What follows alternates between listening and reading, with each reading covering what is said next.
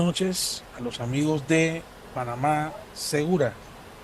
El día de hoy, 23 de septiembre, tenemos un programa especial que está dirigido a considerar, apreciar, evaluar el sensitivo tema de la violencia contra el adulto mayor en Panamá. Vamos a ver algunas generalidades y para tal fin tenemos el honor de contar, como siempre, con la participación de nuestro colega don Octavio Nicolau, que ya eh, anfitrión aquí de este programa Panamá Segura, y por supuesto se luce este programa con la presencia de la licenciada Yolanda Mendizábal, que es miembro y tengo entendido es directiva de la Asociación Panameña de Investigación de Investigadores Criminales y Ciencias Forenses en Panamá. La licenciada Yolanda es licenciada en Administración Pública, es una persona que también laboró las estructuras de investigación criminal en la fuerza pública por mucho tiempo, tiene vasta experiencia y es una autoridad, es una difusora, sensibiliza sobre el tema de violencia contra el adulto mayor en Panamá. Bueno, a los participantes, pues buenas noches, le doy la palabra para que saluden. Sí, hola, buenas noches. Para mí, claro, es un honor estar hoy aquí y sobre todo en una exposición que puede ayudar a muchos, que lamentablemente está en crecimiento. No podemos decir que hay un descenso, sino al contrario, un ascenso. Como no, gracias, licenciado Octavio, sus saludos. Hombre, Víctor, como siempre, un honor dirigirnos a la audiencia que de sábado a sábado siempre están pendientes a nuestros comentarios. Les enviamos un saludo muy cordial y quiera Dios bendecir a todos aquellos que están pendientes a esta programación. Muchas gracias, Octavio. Quisiera empezar resaltando que uno de los grandes problemas que azotan a la ciudadanía, y no solamente aquí en Panamá, en muchas partes del mundo, es el tema de la violencia. Y obviamente la violencia puede variar según la región, según la cultura, determinadas circunstancias de economía, política, conflictos, pero en términos generales hay bien definidos algunos sectores de la sociedad que van a ser los más vulnerables a la violencia, ¿no? Entendiendo que esta violencia no es estática y que es dinámica y por tanto puede cambiar a lo largo de la vida de las personas por diferentes, como ya dijimos, circunstancias y aspectos de la vida. Dentro de estos grupos, sabemos que los niños, las niñas, son un sector muy vulnerable y en su momento tendremos algún programa para hablar especialmente acerca de esto. Las mujeres, las personas con discapacidades o con capacidades especiales, los migrantes hoy día, que es un tema que está muy caliente en nuestra frontera colombo-panameña, las comunidades marginalizadas, las que están en situación de pobreza, los jóvenes que están en situación de riesgo y por supuesto los adultos mayores. Y en ese sentido, pues hay que entender que la violencia contra el adulto mayor, o se habla también de maltrato a las personas mayores o el abuso a los ancianos, se define como cualquier acción o falta de acción, pues estamos hablando de una omisión, ¿eh? Que cause daño o sufrimiento a una persona adulta mayor. Esta forma de violencia puede ser expresada de diferentes formas, de manera física, ¿no? Una agresión física, puede ser una violencia psicológico-emocional, es algo impensable, pero hay abuso sexual en contra de los adultos mayores, económicamente, la negligencia, el abandono. Y lo más triste de todo esto es que muy a menudo están involucrados en este segmento de violencia personas de confianza, personas que son familiares o que tienen una responsabilidad con este adulto mayor como cuidadores, ¿ya? Incluso hasta autoridades, ¿ya?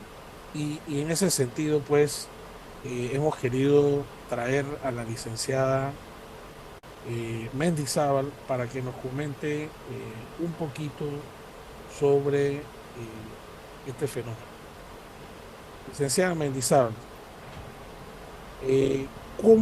cómo se presenta el tema de la violencia en contra del adulto mayor en Panamá?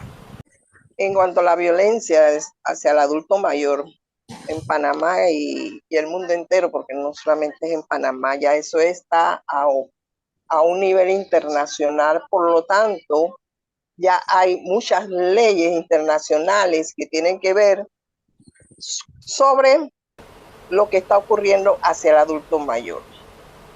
Existen tipos de maltrato como psicológicos o emocionales, sexual, abandono y negligencia que usted mencionó. Esas partes son muy delicadas hacia el adulto mayor que está expuesto porque es vulnerable. Es como los niños, son vulnerables. Claro. Y siempre, lamentablemente, los que están detrás de ese maltrato, de ese abuso, son personas conocidas. Y lo más lamentable es que son familiares. Pero lo importante de esto es, ¿qué hacemos para que este delito no vaya en ascenso? ¿Hay programas? Sí. Pero no hay seguimiento a las personas que se encuentran en un momento dado que han sido maltratados por los familiares. Y prueba de eso tenemos un sistema, un programa en el Seguro Social. Tenemos aquí el CINEA, tenemos muchas áreas, fundaciones que tienen que ver albergues, pero los albergues no están exentos de que no haya maltrato dentro de los albergues, sean privados o sean del gobierno. Porque es lamentable, en estos días que tuve este tipo de seminario, yo decía, si usted busca en los albergues de ambas partes, si todos los que trabajan ahí han pasado por un test psicológico, me van a decir que no, que los únicos que pasan el test psicológico son los trabajadores tales como los más allegados a esas personas, son los que pasan los test. Pero los test deben de pasar todo, desde aquel que tienen que prestarle un servicio de cuidador a ese adulto mayor, como todos los profesionales, independientemente de la especialidad que tenga, tienen que pasar el test. Porque hay especialidades como el trabajador social, nadie me puede decir que no hay ese tipo de especialistas maltratadores. Me va a decir a mí que un médico, no habrá médicos maltratadores. Acuérdense que no solamente el maltrato es físico, verbal. Y cuando llega una persona vulnerable, que le hablen de una manera que lo estén regañando, ¿cómo se va a sentir? Entonces, comenzando por allí, ¿quiénes son los que están tratando en los albergues a ese adulto mayor que de repente yo, por una situación que no puedo tenerlo a mi lado porque tengo que trabajar, pero con miedo de que se cause esa persona un daño, un incendio, que no haya nadie con él, entonces optamos por llevarlo a un albergue? Pero ¿qué porcentaje tengo yo de garantía de que va a ser bien tratado? Entonces, ahí también hay que cuestionar, hay que investigar qué personal idóneo tiene ese albergue, sea privado o no sea privado. Hoy en día, tenemos una especialidad, trabajador social. El trabajador social es el que investiga desde el domicilio todo sobre el paciente. Tiene que ver su estatus, sobre todo económico, porque utilizan el problema que tiene el señor o la señora, que de repente no puede firmar nada si el médico no dice que esa persona está debidamente capacitada para firmar un documento como pasar o vender una propiedad. Y se han dado casos donde de manera engañosa hacen que la persona firme un documento y resulta que venden la propiedad y meten a la persona en un albergue. ¿Y quién lo hace? El hijo. Pero si hubiera un trabajador social en donde estuvieran pendientes de los adultos mayores, en donde un programa que ha establecido, pero no van todos, porque los familiares no permiten que el adulto mayor vaya a esos programas, porque de una u otra forma se darán cuenta de la vida que llevan en su casa.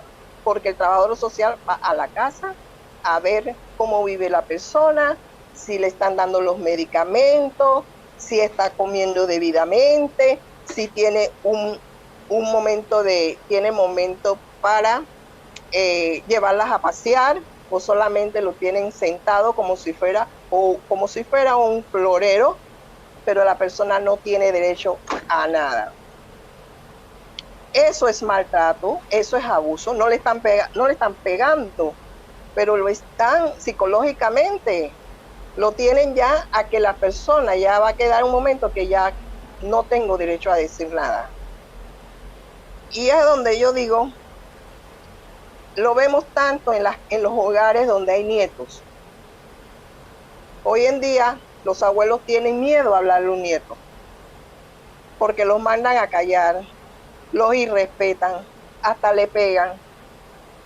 ¿Y qué es lo que hace hoy en día el abuelo, el adulto mayor? Como quien dice, tú quédate en tu esquina, cuando debe de ser al contrario. El que se tiene que quedar en una esquina es el hijo, el nieto que está en desarrollo, y el abuelo, que debe ser un orientador, no un cuidador de niños, sino un orientador a esa generación, lo utilizan, lo subestiman, lo maltratan. Esa es la cantidad de abuso que tenemos hoy en día. En Panamá, qué tragedia, licenciada. En Panamá, sí. ¿Y quiénes son los involucrados? El licenciado Nicoló, quería preguntarle, en materia de legalidad, frente a este escenario que nos narra la licenciada Yolanda Mendizábal, ¿existe legislación panameña para tratar este problema? Por supuesto que existe una legislación reciente. Estamos hablando de la Ley 36 del 2016, que ha sido publicada en Gaceta Oficial 28089, para aquellos que son exigentes en ubicar la norma, que habla acerca de la protección integral de los derechos de personas adultas mayores en base a cualquier tipo de maltrato. Esta norma sufre una modificación mediante la Ley 149 del 24 de abril del 2020, publicada en Gaceta Oficial 29010.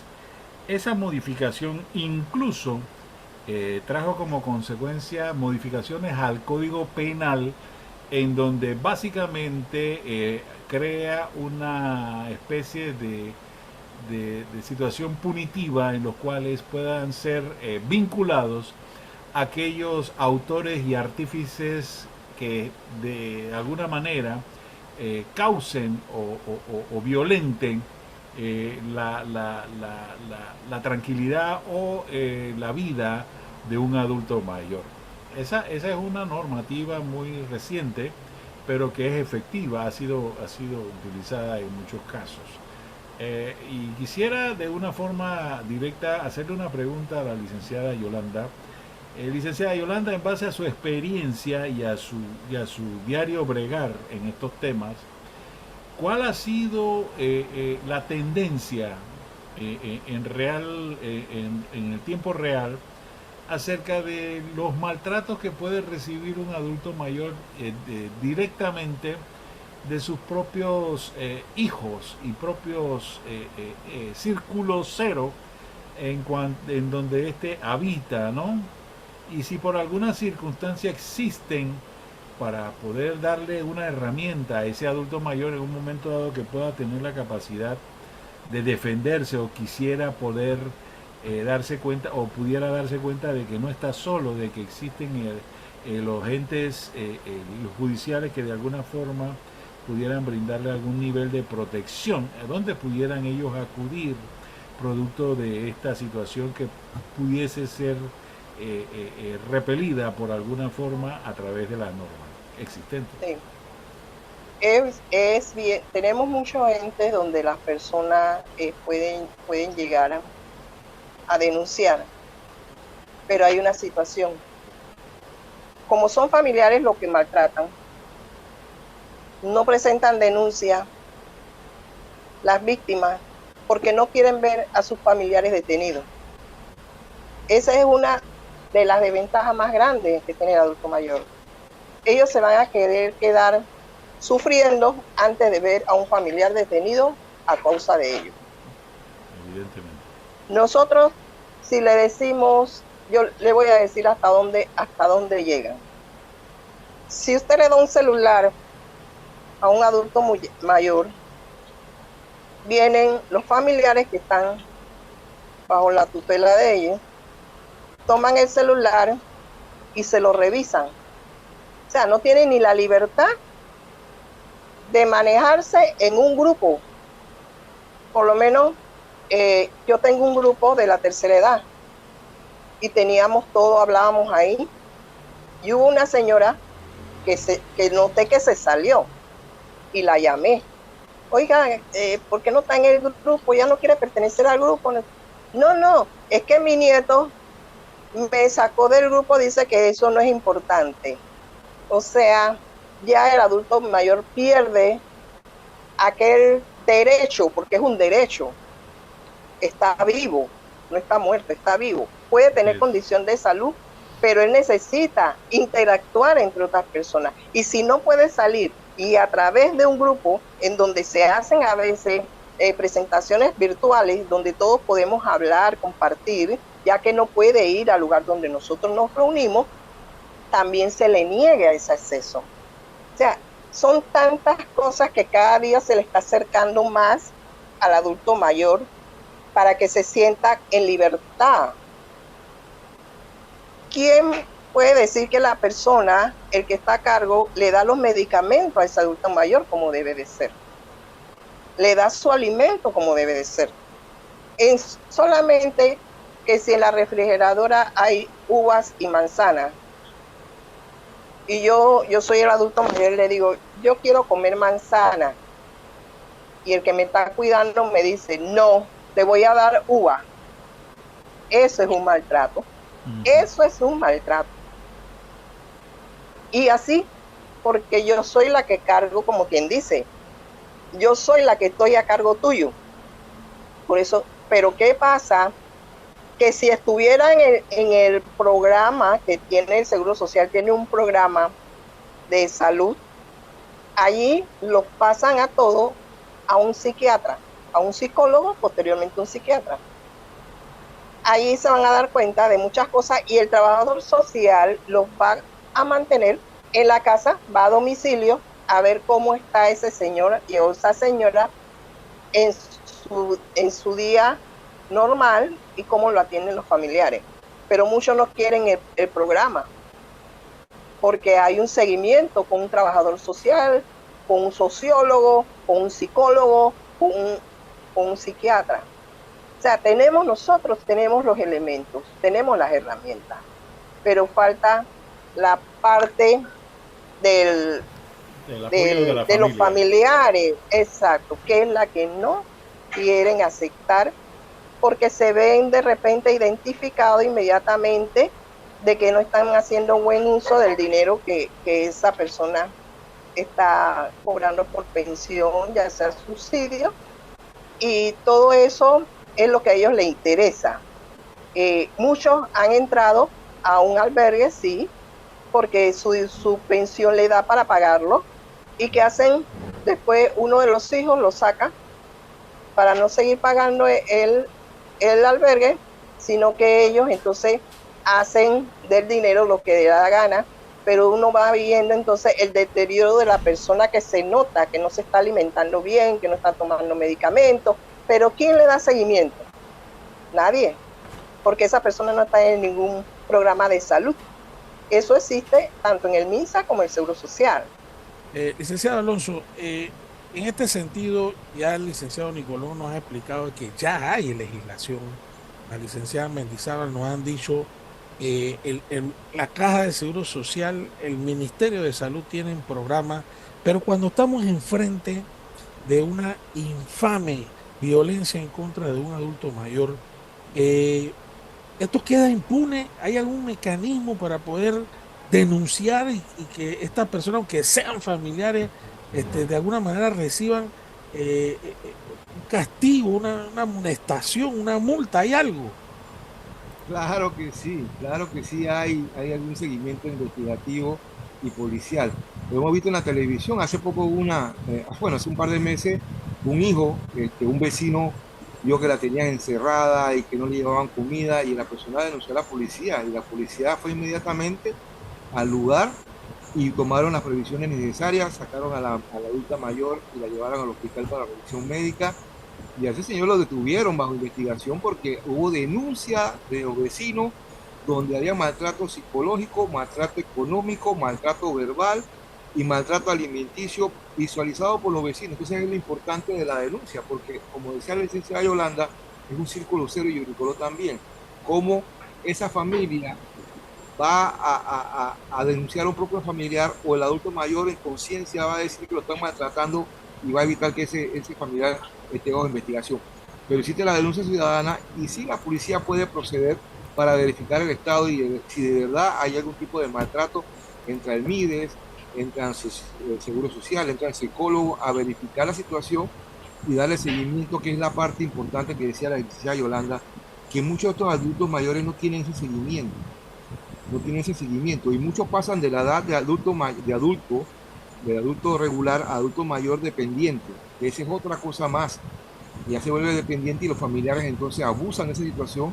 Yo he visto casos legalmente donde hijos le quitan la casa a la mamá, se la venden, la dejan entonces desamparada, la agarra un hijo el que más lo quieren, y después nadie se hace responsable de adultos mayores y empieza el deterioro físico y mentalmente de la persona, porque también el factor anímico influye mucho, porque hay adultos mayores que las familias los tienen muy bien cuidados, las familias se los dividen, los tienen un fin de semana acá, los van a buscar, le dan diversión, los sacan a pasear, le dan alimentación, pero hay otra gente que por excusa del trabajo, de la falta económica, los van abandonando, y ahí entra la policía y ahí entra la DIGOT y puede hacer una investigación de oficio inclusive también, pues si hay un maltrato, eso está en la ley, como dijo el licenciado Nicolás.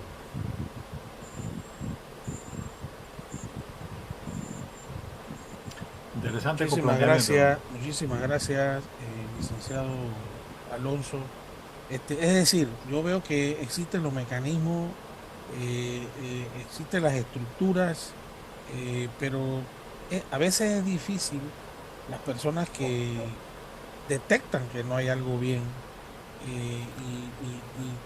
¿Qué le diría la licenciada Yolanda Mendizábal sobre cómo tratar uno como un tercero que ve que hay una situación de maltrato, de violencia, de violencia contra el adulto mayor, y poder canalizarlo ante las autoridades de investigación, las autoridades de protección de familia?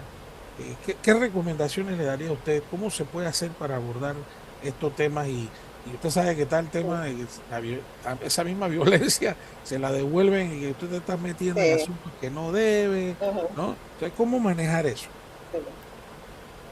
Usted vio en la vez que se dictó este mismo seminario en el auditorio en la Procuraduría de la Administración, en donde estaban dos, dos abogadas, estaban cuestionando porque ellas están frente a la Comisión de Justicia y Paz. Y ellas están como que cuando reciben un caso, lo manda al MIDE y el MIDE se lo devuelve. O sea, lo ponen como una pelota. Nadie quiere responsabilizarse de tomar una decisión. Pero yo le voy a decir que en la parte, y me ha ido muy bien hasta el momento, casos que yo sepa que está sucediendo un abuso, un maltrato, un deterioro, donde se nota que la persona se queja porque por eso es que llevan a las personas adultas mayores al psicólogo, porque muchas van perdiendo esa, se ponen como los niños, comienzan a inventar historias y no son creíbles, y entonces por eso están los programas de salud en el seguro y en el MISA, para saber hasta dónde está esa persona, consciente de sus actos. Entonces, cuando se da el caso de que le presentan una denuncia, ¿qué dicen los familiares? No, lo que pasa es que ella está senil, ella habla cosas que no son, ella inventan, así dicen. Pero si yo presento una denuncia, yo conozco una persona que está pasando por esto y sé que la persona es beneficiaria, asegurada, yo voy a la trabajadora social de una policlínica y les pongo el caso. Lugar, nombre, y ellos ubican a la persona. Ellos van a domicilio, porque a ellos la ley lo faculta al Seguro Social cuando hay de por medio un adulto mayor que está pasando situaciones ya sea emocionales, psicológicas, de salud, de nutrición. Ellos lo hacen y van a las casas. Ese es el mejor modo ahora mismo, porque a veces si se pone la denuncia en el Ministerio Público, demora 1 año, señor. 1 año. Y a veces no reciben todavía la atención debida y todavía la persona está dentro de esa familia maltratadora. 1 año para que asigne un trabajador social del Ministerio Público, que es el que va a determinar. El trabajador social es la base importante que va a determinar si esa persona puede seguir viviendo en ese lugar. Lo más a la mano ahorita mismo y que podemos tener resultados es a través del programa de salud de la Caja de Seguro Social, y más cuando la persona es beneficiaria, tiene todos los derechos de ser atendido. Y la persona no se va a asustar tanto, porque cuando usted lleva a una persona maltratada emocionalmente, lo lleva a un despacho del Ministerio Público, ellos saben que es acusar a alguien. Y no es igual a llevarlo a un consultorio de trabajo social del Seguro Social, donde está acostumbrado a que ahí se atienden sus citas periódicamente. Aparte de que tienen un personal espectacular que le va a dar las primeras indicaciones, le va a hacer un análisis, una entrevista de la mejor forma, en donde se van a identificar con ese personal idóneo, porque tiene calidad humana, que es lo que ellos, con la depresión, es lo que ellos están, falta de calidad humana. Ellos el afecto no lo tienen en la casa. Ellos no tienen ningún tipo de amor y se sienten más bien depresivos, callados. Entonces acá es otra manera de atender, y para mí es lo mejor y es lo más rápido, porque a través del Ministerio Público, usted sabe, Alonso, usted sabe, Nicolau, que trabajamos en esa área, y a veces no llegan las denuncias porque dicen, no, yo no voy a perder mi tiempo. Y eso no es mentira, lamentablemente no es mentira, aparte de que no hay el personal suficiente, suficiente para atender la cantidad. Esos casos son los que de repente conocemos, pero ¿cuántos casos hay que no conocemos? En la zona gris. Claro. Quería eso es lo que una preocupa. Pregunta para cualquiera de los panelistas. eh, yo veo un programa, un canal de YouTube en el que se muestra el día a día de una familia en China, una familia que viaja mucho a lo largo de toda China. Se trata de un español casado con una nativa de la China. Y hay una cosa que a mí me llama poderosamente la atención sobre el trato venerable que reciben en China los adultos mayores. De hecho, la política pública en China puede establecer la obligatoriedad de que el hijo, porque acuérdense que ellos tuvieron un periodo en que nada más podían tener un hijo, eso ya se ha flexibilizado. El hijo tiene que cargar con sus padres, eh, pero más allá de lo que establece el Estado, el pensamiento cultural en China es de venerar a sus ancianos y respetar y ayudar a sus ancianos.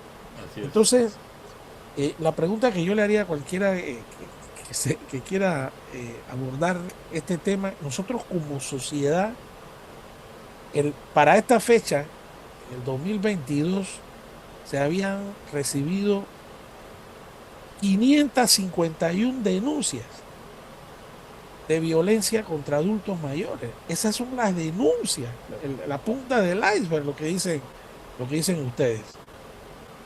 ¿Qué pasó con lo que no alcanzan a denunciar y viven día a día esta agonía? Nosotros como sociedad, ¿qué clase de sociedad somos?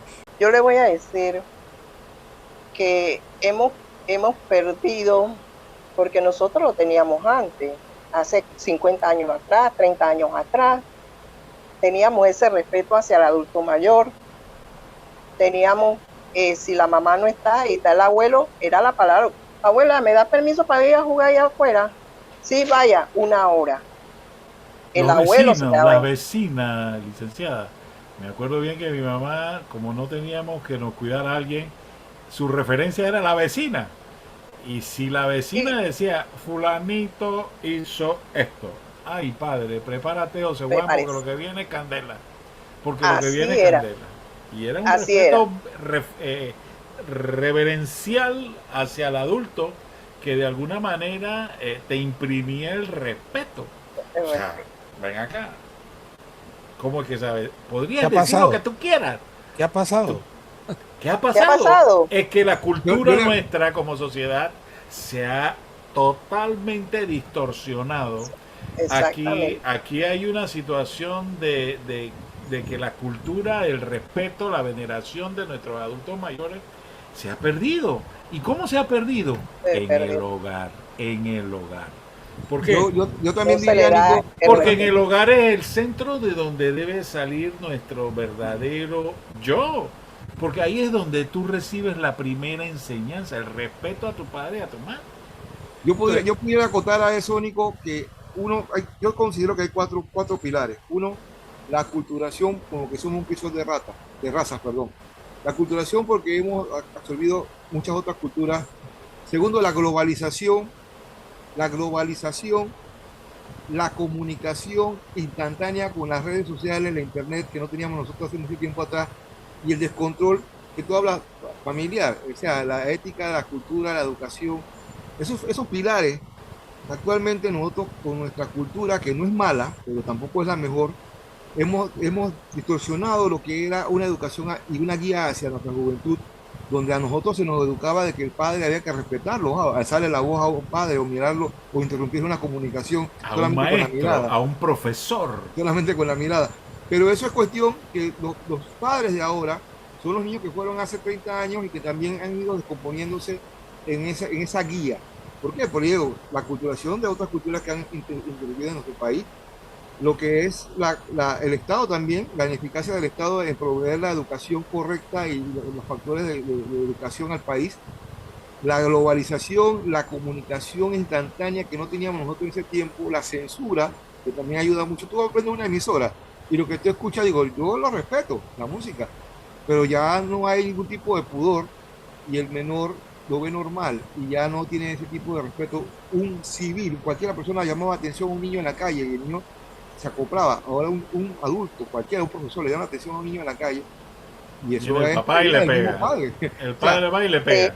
hemos pero transformado nuestra educación y creo que estamos a tiempo de volver nuevamente con educación, mire, cultura, accesibilidad sí, a los beneficios del le, Estado. le contesto, Alonso, en cuestión de crisol de raza.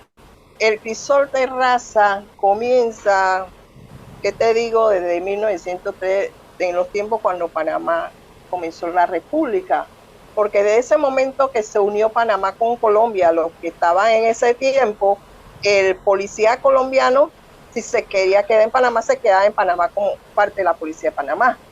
Y ahí comienza a entrar nuevas, eh, nuevas personas de otros países con otras culturas. Siempre estuvo la frontera, Darién, se cruzaban de Colombia a Yavisa, a toda esa área. Y yo le digo, mi abuela es yavisana, la otra de La Palma de Darién, mi abuelo de Chiriquí. Y yo le voy a decir que no tiene nada que ver con el crisol de raza. Lo que tiene que haber son los valores que tú le inculcas en tu casa, desde que ese niño comienza desde meses. A crecer. Niños que comienzan a pegarte de meses, ese niño, si tú lo dejas, él va a decir que no pasa nada. Pero si tú de la primera vez comienzas y le dices no, él entiende que no debe ser. Y así se los educo a todos.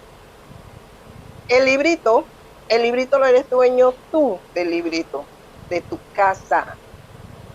No es que venga el vecino a inculcarle cosas. No, a nosotros nos criaron con el rejo y el respeto. Aquí se entra una hora, aquí se hace, mientras que tú vivas aquí, tú haces esto. Hoy en día, el papá y la mamá tienen una casa, tienen llave en la recámara. ¿Por qué? En mi casa, el día que me daba la gana, yo entraba y le sacaba las gavetas a mis hijos, le volvía a doblar su ropita, porque ellos sabían que yo decía no quería nada en mi casa. Y tenía un calendario, decía mi mamá, pareciera que entrara un cuartelito, porque había un calendario que por semana, en ese tiempo tenía 3, uno de mis hijos tenía que encargarse y tenía quien las cuidara, que yo le pagaba a la doméstica que estaba con ellos, pero ellos tenían su responsabilidad. De lunes a domingo te toca sacar la basura, te toca esto. La otra, fregar. La otra, arreglar las camas. No que eso muy rara vez ya se ha perdido. Hoy en día, ese nivel bueno, ya no existe. ¿Quién tiene la culpa? Lo dejaron en el camino. Los valores están allí dormidos. No se perdieron, están allí. Entonces, es que nuestra sociedad, en mi concepto, en la sociedad nuestra, se ha adaptado a este tipo de cultura que de alguna forma u otra ha sido tan nociva que ha afectado las relaciones en el hogar. Y lo lamentable de todo esto, desde hace tiempo ya viene mire, le voy a decir, haga un recorderi después de la invasión. Después de la invasión vinieron los traumas, todo lo que vivieron tranquetas, habían papá, mamá que trabajaban. En ese periodo, si busquemos la estadística, después de la invasión hubieron muchas niñas madres embarazadas. Nadie le prestó atención a eso. Claro. Entonces vinieron papá, mamá que se encargaron de esos embarazos, de esas niñas. No iban a la escuela. ¿Y qué pasó? Ahí se comenzó a descuidar a la niña. Sí. No, yo soy papá, mamá, yo trabajo. No te preocupes, hija, yo te cuido al niño. Sí, vaya a la fiesta, yo le cuido al niño porque yo soy abuela y estoy loca por mi nieto. ¿Y quién tuvo la culpa? Yo como abuela.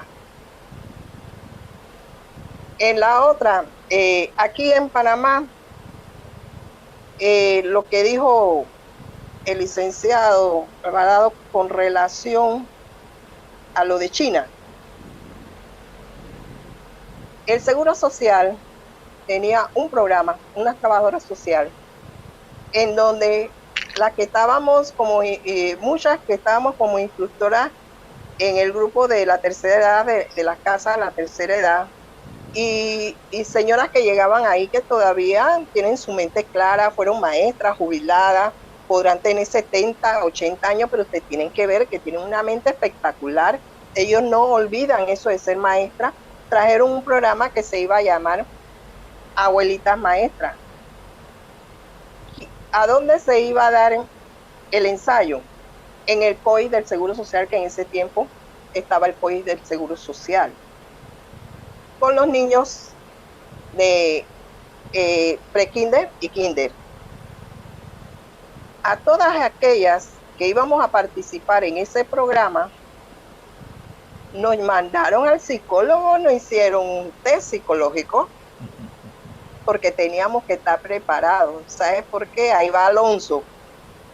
Teníamos que estar preparados porque cuando nosotros íbamos a estar con esos niños, los niños a veces se le pegan a las personas extrañas y le dicen cosas que no se atreven a decir él ni a su familia. Igual que el niño que ve maltrato en la casa por un abuelito amargado, no va a querer estar con la persona adulta mayor que es la maestra, porque ve como que es la abuelita regañona. Son dos cosas. Y tenemos que tener nosotros tenemos que controlarnos al ver que la persona se aleja y al ver la persona que quiere que nosotros estemos cerca de ella. Entonces íbamos a tener casos en donde un niño puede decir, tengo algo que decirle, maestra o abuelita, como ellas quisieran llamarnos, a mí mi padrastro me toca allá abajo. Entonces son cosas delicadas, ¿no? ¿Cómo nosotros íbamos a manejar esa situación? Pero ¿cuál fue el error? ¿Cuál fue el error? Que cuando todo se hizo el proyecto, se mandó asesoría legal de la Caja de Seguro Social, asesoría legal lo rechazó. Cuando nos presenta la coordinadora de trabajo social a nivel nacional, nos dice, no, que el proyecto no va porque la asesoría legal nos lo rechazó. Bueno, dijeron algunas compañeras, pero ¿por qué lo rechaza? Porque si es un servicio que se le va a dar, una ayuda que se le va a dar al niño, que no sé qué, todo tiene su porqué.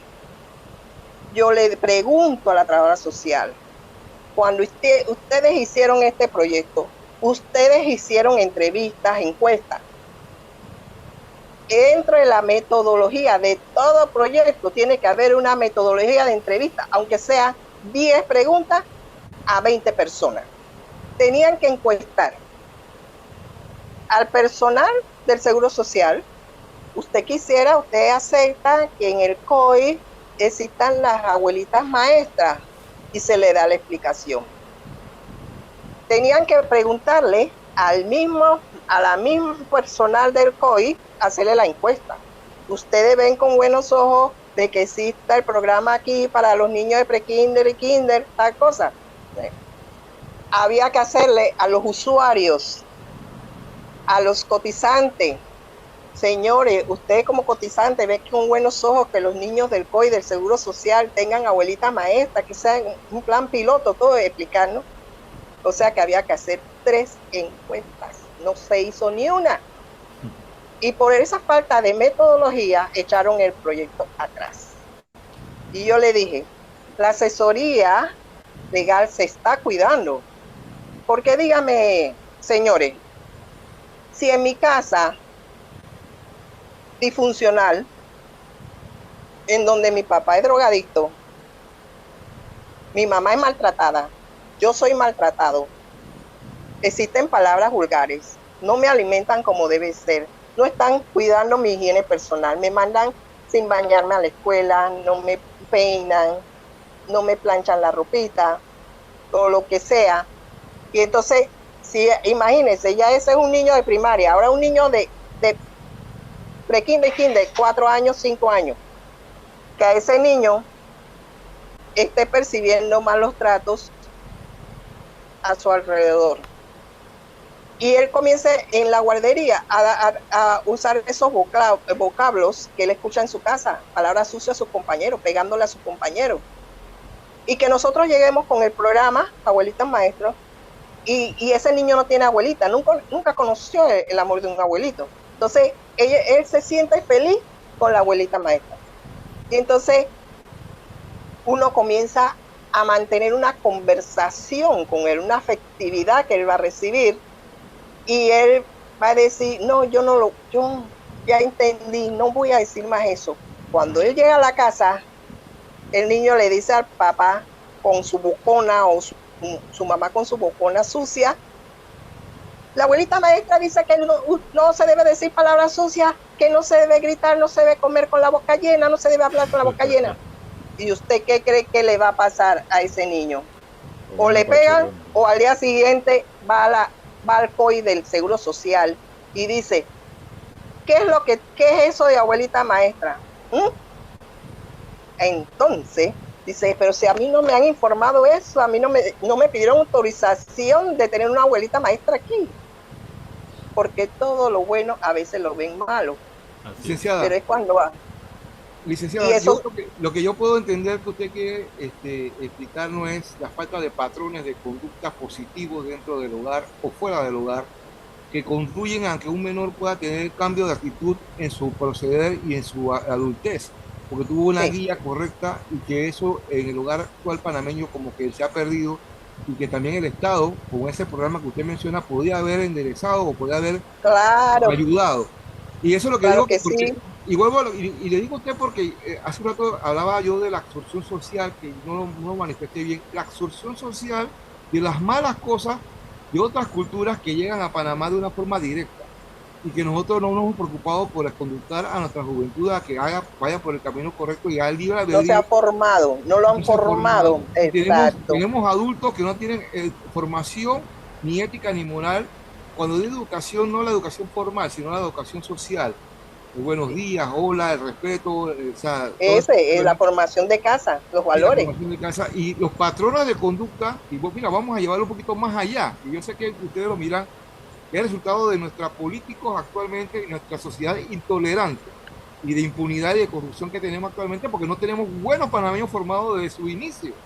Y eso es lo que tenemos que reclamar. Yo considero, en mi opinión muy particular, yo tengo una idea, no sé si será producto de mi edad o qué, pero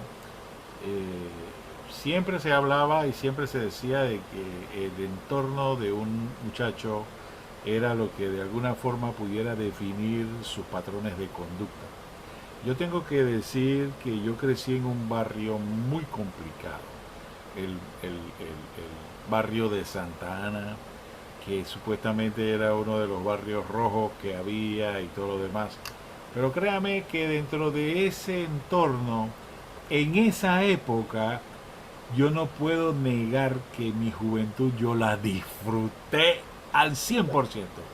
Y quiero que sepa que cuando yo vivía en ese barrio, Dios mío, no había algo más satisfactorio que sentarme en el Parque de Santana con mis amigos. Ahí nos acostábamos en las bancas, nos tirábamos en el piso, pero a hablar y conversar. Y créame que en ese entorno disfruté tanto mi infancia y mi juventud, que ninguno de mis amigos y ninguno de los que vivimos en un barrio donde, créame, que la pobreza era galopante, que si comíamos en el almuerzo no cenábamos, que a veces se desayunaba un pan y un poquito de té. Y no era porque en realidad la cosa en ese entonces también estaba difícil. Claro, siempre había y nuestros padres, mal que bien, en medio de esa escasez nos daban lo que podían. Y bueno, créame que lo disfruté al 100%. Había ninguno de mis hermanos, ninguno de mis excompañeros de barrio fueron maleantes, ni hoy día han sido penados por la ley. Así que ese paradigma de que lo que pasa que el lugar hace a la persona, no, eso no es cierto. Es la formación. Yo no me atrevo, es la formación. Realmente, yo no me atrevo, personalmente yo no me atrevo a, digamos, a direccionar hacia un solo sentido que la sociedad o sea, que estemos como sociedad tal como estamos, ¿no? Yo diría que al final me alineo un poquito más con el planteamiento de Alonso, que habla de que es multifactorial, ¿no? El que era, entendí en su intervención que él tiene una visión multicausal y que es lo que nos ha llevado a esto. Yo creo que la falta de urbanidad, de buenos modales, haber sacado del pensum académico materias como Cívica, precisamente Cívica, esta de urbanidad, cívica, urbanidad. filosofía, ética, ¿no? Este, yo creo que al final vamos viendo lo que proyectan en la televisión. La semana pasada tuvimos un programa muy interesante y se hablaba precisamente de cómo en el cerebro, cómo vamos recibiendo esa violencia desde las fuentes de entretenimiento, vamos recibiendo claro. esa violencia. Así que yo diría que de pronto es un tema multicausal, pero que también al final habla del deterioro social en que nos encontramos. Yo quisiera, por razones de tiempo, pedirle a todos ustedes que nos den sus últimas impresiones sobre cómo podríamos reducir la violencia contra el adulto mayor, volviendo un poquito al tema, cómo podríamos participar como sociedad. Tengo entendido que la licenciada Yolanda participa en la política.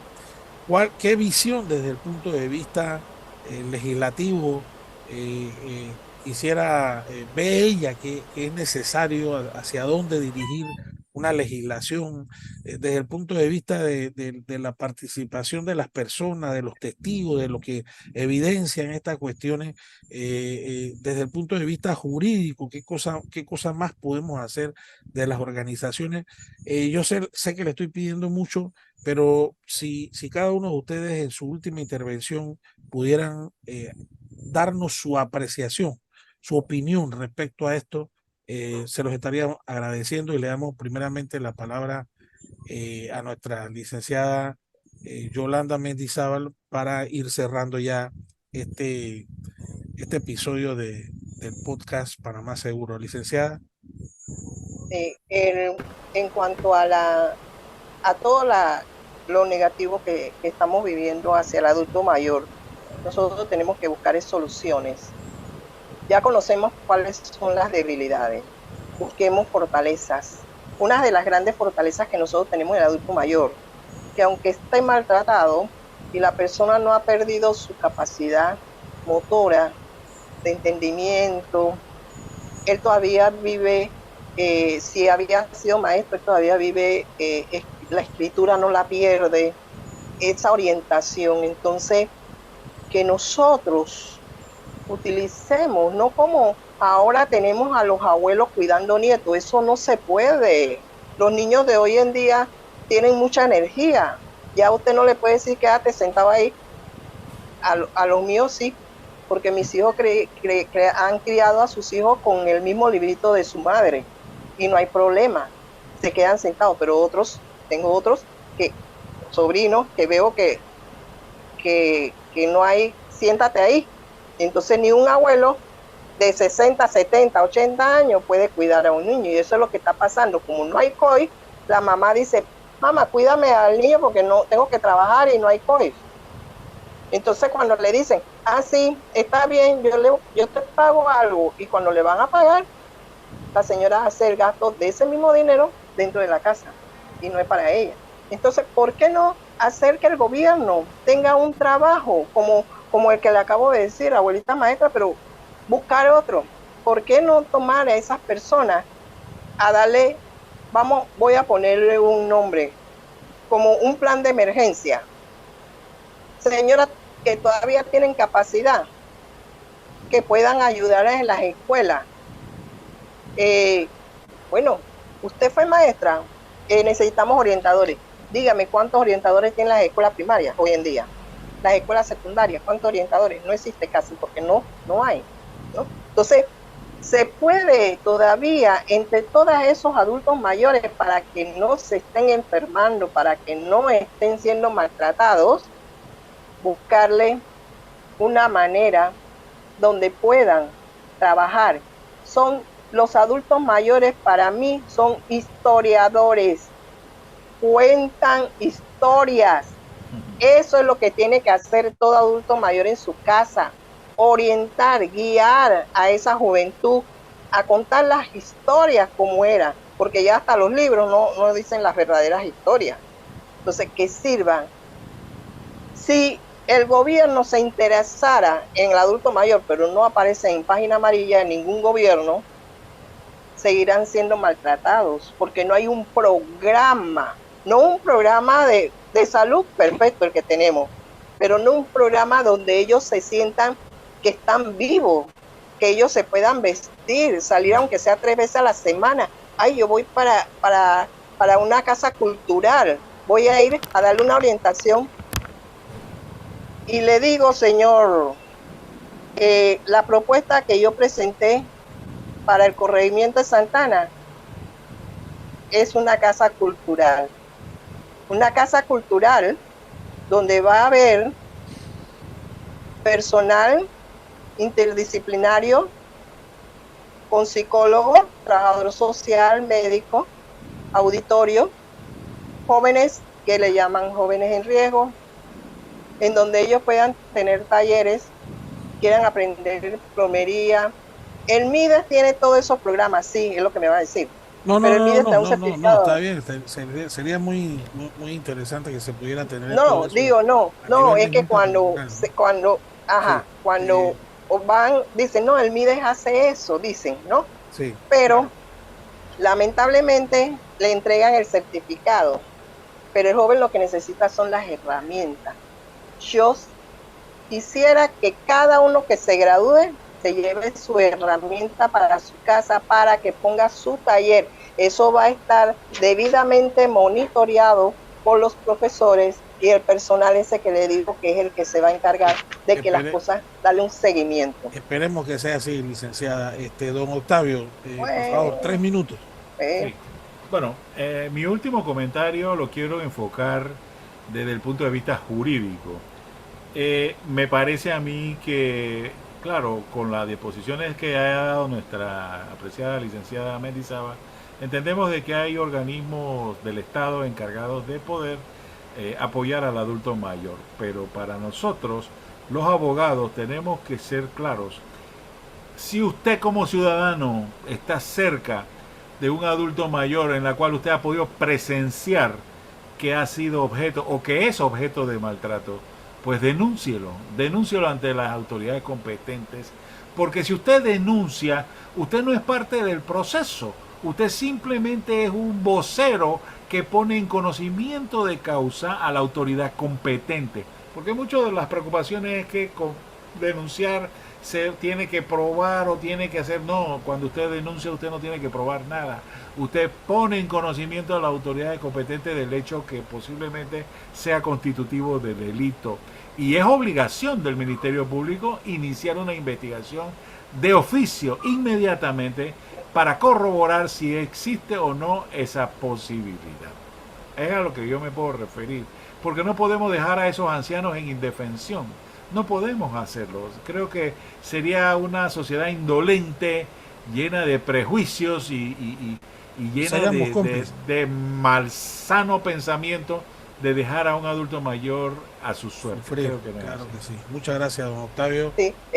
Señor Alvarado, usted sabe que el Seguro Social, para su conocimiento, Nicolau, el Seguro Social, en la primera entrevista que se le hace al adulto mayor que hay que puede ser maltratado, ellos al hacerle la entrevista, eso pasa a una comisión dentro de ellos y se toma en consideración, y puedes pasar eso al Ministerio Público. Ellos están capacitados para eso. O sea que, exacto, sí. Sí que ese es uno de los programas que... Es una herramienta, es una herramienta. ¿Cómo no? Muy buena, muy buena. Gracias. Don Julio Alonso, finalizamos con usted, por favor, brevemente. Sí, breve, porque ya la licenciada tocó el tema de las herramientas, la licenciada tocó la parte legal, en la parte de investigaciones que la gente no le tiene mucha fe, porque demora más de un año y vienen las boletas de protección. Vienen las boletas de protección, ¿qué hace con ese adulto mayor? Sacar los círculos familiares, dónde lo van a llevar, cómo lo van a tratar, es un poco complicado, pero es algo cíclico. Hay un refrán que dice que con la misma vara que pide será pedido y una cuarta más, y es cíclico. Hablamos sobre los niños, los adultos y los adultos mayores, y realmente cómo tratar ese tema. Vuelvo y termino yo diciendo que es voluntad política, porque existen las leyes, existen los instrumentos, pero no se cumplen. O no tenemos algo integral que vaya de la mano con un medible y con resultados deseables, porque hacemos muchos planes, muchos proyectos, pero no vemos resultados. Entonces, ¿qué hacer? Mucha mesa de diálogo, mucha mesa de diálogo. Sí, una mesa de diálogo, una mesa redonda, vamos a pasar, y pasan los tiempos y no aterrizamos, y el adulto mayor sigue sufriendo y sigue sufriendo. Que todos vamos Y para allá. creciendo. Todos Y vamos creciendo. para allá, y la clave aquí es el amor en la familia. El amor en la familia y la educación que nosotros podamos brindar, irradiar, y que nuestra cultura vuelva a enderezar el camino del respeto a nuestros mayores. Eso yo diría que sería el cierre para mí. Gracias a ustedes por haberme escuchado. Gracias a todos los compañeros. Muchas gracias, don Julio. Me quedo con esa reflexión. Al final del camino, nosotros vamos para allá y es nuestro momento de dar amor a la siguiente generación. Pero hay una canción de un cantautor panameño que habla de amor y control. Amor y control. ¿Ya?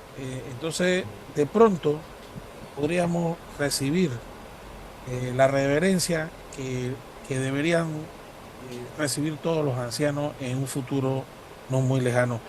Ha sido todo por la noche de hoy en su podcast Panamá Segura. Estuvimos con don Octavio Nicolau, don Julio Alonso, y nos lucimos esta noche con la licenciada Yolanda Mendizábal. A todos, mil bendiciones y nos veremos próximamente.